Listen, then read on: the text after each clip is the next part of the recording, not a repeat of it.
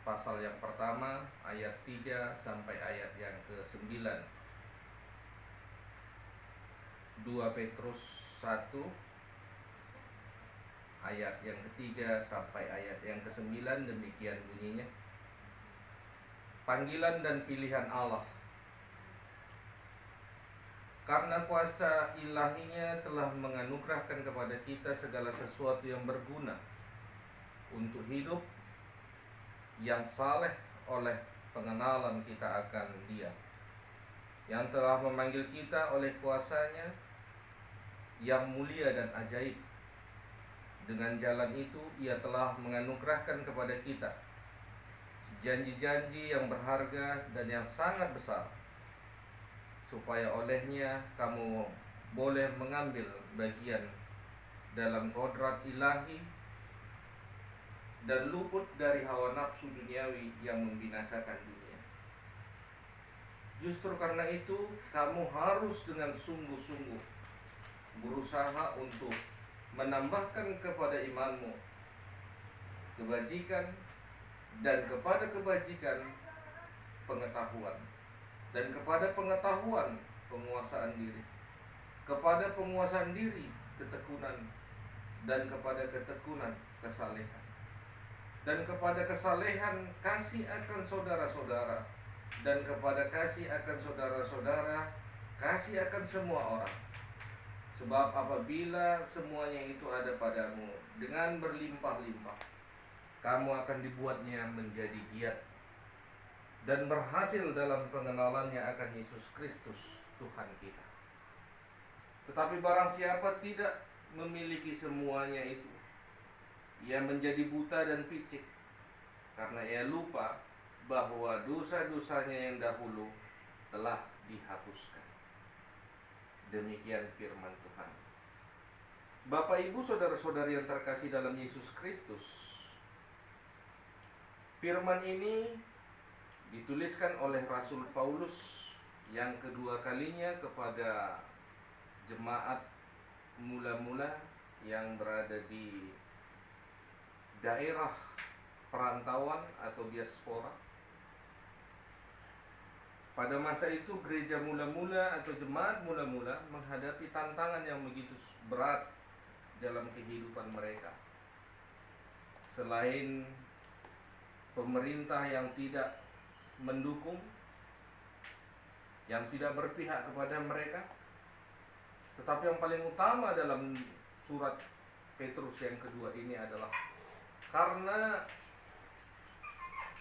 pengajaran sesat yang memasuki jemaat mula-mula pada saat itu. Ajaran-ajaran sesat itu mengatakan kita tidak mengetahui apa yang akan terjadi kelak ketika hari Tuhan itu datang. Oleh sebab itu, selagi masih hidup, manfaatkanlah waktu untuk memuaskan hawa nafsu, memuaskan keinginan diri. Dan itu sedikit banyaknya merusak iman jemaat mula-mula. Itu sebabnya Rasul Petrus mementingkan untuk mengirim surat ini untuk menguatkan iman mereka, supaya mereka jangan goyah, supaya mereka tetap hidup di dalam iman yang benar, pengenalan akan Yesus Kristus.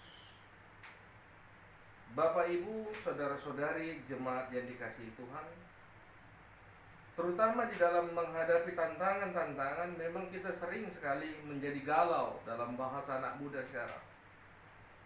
Tetapi yang perlu kita ketahui bahwa kasih Tuhan sudah menguatkan kita.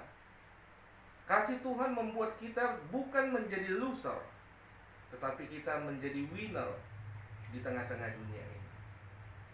Itu makanya dikatakan oleh surat Rasul Petrus di ayat yang ketiga, karena kuasa ilahinya telah menganugerahkan kepada kita segala sesuatu yang berguna untuk hidup yang saleh oleh pengenalan kita akan Dia yang telah memanggil kita oleh kuasanya yang mulia dan ajaib. Dan pada saat ini secara khusus bagi kita, beberapa pekan bahkan beberapa diganggu stabilitasnya oleh sebuah virus yang disebut COVID-19,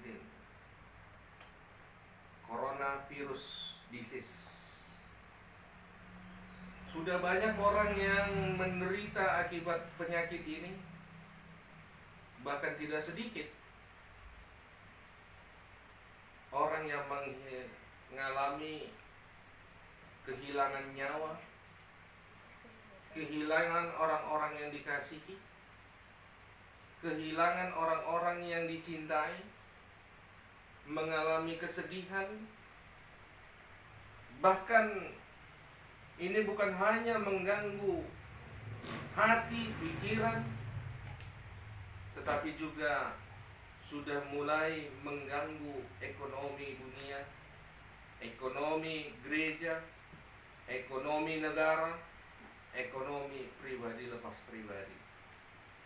Karena penyakit ini memaksa kita harus berhenti dari aktivitas yang biasanya kita lakukan. Masyarakat diarahkan untuk melakukan pekerjaan di rumah. Ibadah pun seperti yang kita lakukan saat ini, ibadah dilakukan di rumah. Semua aktivitas dilakukan di rumah. Ini sedikit banyak mempengaruhi ekonomi. Ini sedikit banyak mempengaruhi kehidupan rumah tangga.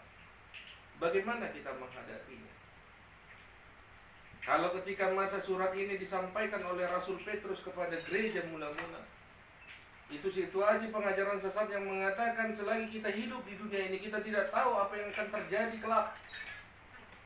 Maka puaskanlah hidupmu dengan hal-hal yang kamu inginkan. Bagaimana dengan saat ini? Kita tidak tahu apa yang terjadi besok, apa yang terjadi akan minggu depan, bulan depan. Kita tidak ada yang tahu. Lantas apakah kita memiliki prinsip yang sama seperti pengajar-pengajar sesat itu? Puaskanlah dirimu. Tentu tidak. Justru firman Tuhan hari ini mengingatkan kita bahwa kuasa ilahinya telah menganugerahkan kepada kita segala sesuatu yang berguna. Karena segala sesuatu yang berguna telah diberikan bagi kita, maka hidup kita juga bukan hanya sekedar untuk mencari kepuasan, untuk memuaskan hasrat-hasrat, memuaskan nafsu-nafsu duniawi, tetapi hidup ini supaya bermanfaat, berguna bagi orang lain.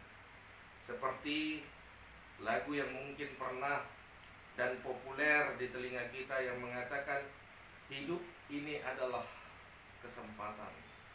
Hidup ini untuk melayani Tuhan. Begitu juga hidup kita pada saat ini.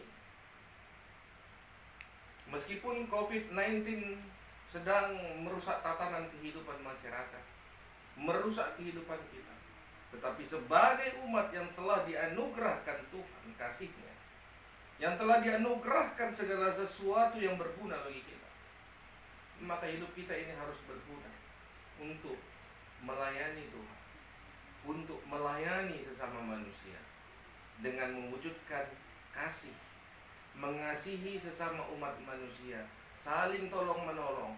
Kita tidak bisa lagi pada saat ini hidup hanya mengandalkan diri sendiri, tetapi kita hidup di dalam jiwa yang solidaritas, yang saling mengasihi, yang saling membantu, bahkan saling mendoakan satu dengan yang lainnya. Bapak Ibu yang terkasih dalam Yesus Kristus, memang persoalan yang kita hadapi saat ini sangatlah begitu berat.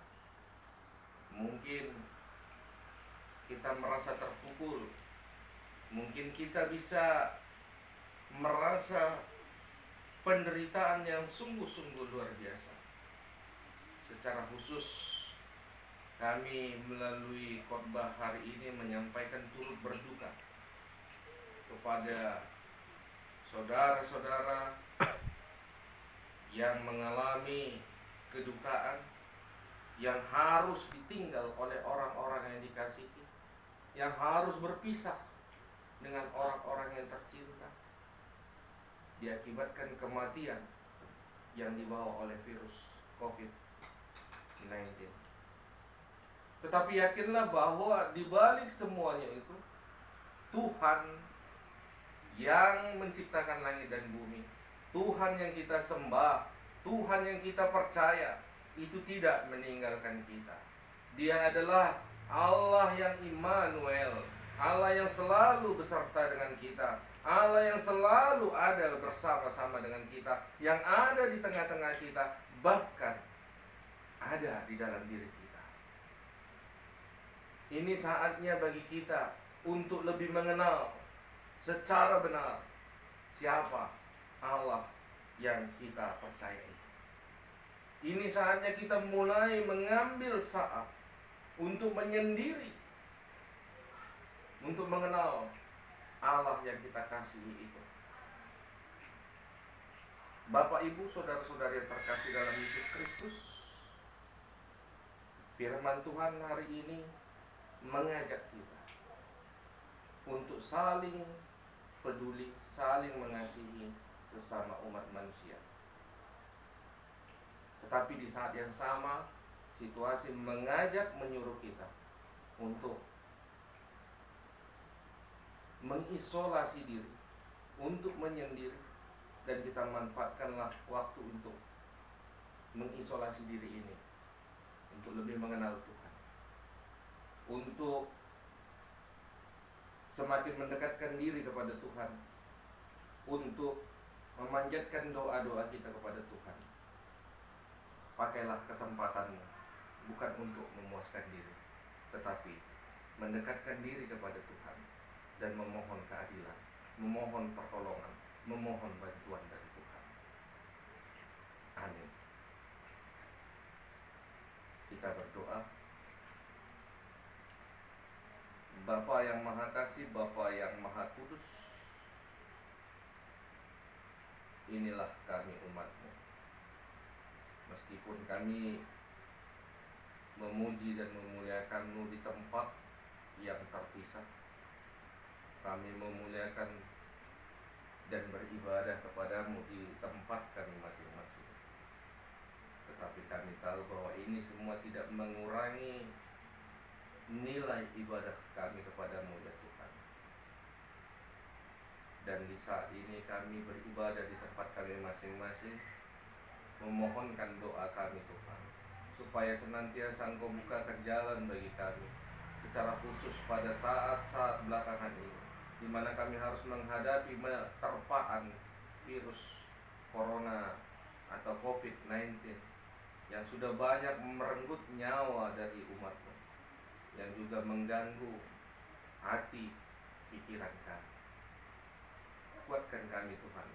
Berikan kami kekuatan yang baru untuk menghadapi dan menjalani kehidupan ini. Berikan juga kekuatan kepada tenaga medis. Berkati juga pemerintah kami, supaya mereka mampu menuntun kami menghadapi segala sesuatunya. Berkati juga Tuhan keluarga-keluarga yang berduka, yang harus berpisah dengan orang-orang yang mereka kasihi. Kuatkan mereka di dalam iman, kuatkan mereka di dalam kasih-Mu melalui Roh-Mu yang kudus. Bapa, kami juga berdoa untuk setiap pribadi jemaat-Mu di HKBP Kana. Kiranya Engkau memberkati setiap pribadi, dari yang anak-anak sampai yang dewasa, dari yang kecil sampai yang sudah tua.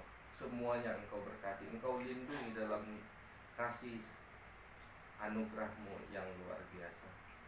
Engkau jauhkan penyakit dari setiap pribadi, Tuhan.